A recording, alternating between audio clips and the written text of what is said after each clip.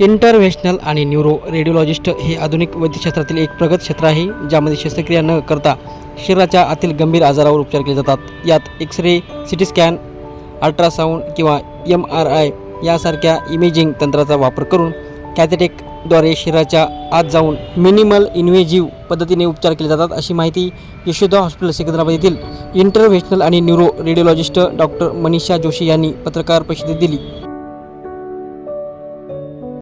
Hello, मेरा नाम doctor Manisha Joshi, senior consultant interventional neurologist Yashoda hospital Secunderabad से। आज हम आपको एक मैसेज देने वाले हैं स्ट्रोक के लिए, जो कि एक बहुत ही इम्पॉर्टेंट बीमारी है और टाइमली ट्रीटमेंट उस कंडीशन में बहुत इम्पॉर्टेंट है। स्ट्रोक का कॉमन सिम्टम होता है जिसको हम एक शॉर्ट फॉर्म में बोलते हैं बी फास्ट, BEFAST। बी का मतलब है बैलेंस, ई का मतलब है आई, एफ का मतलब है फेस, ए का मतलब है आर्म, एस का मतलब है स्पीच, टी का मतलब है टाइम।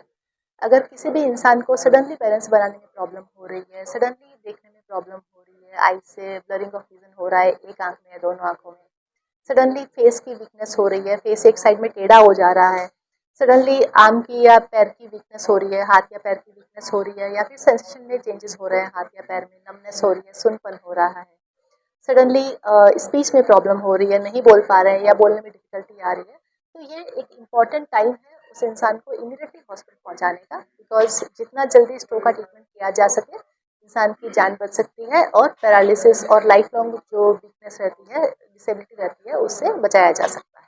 Thank you.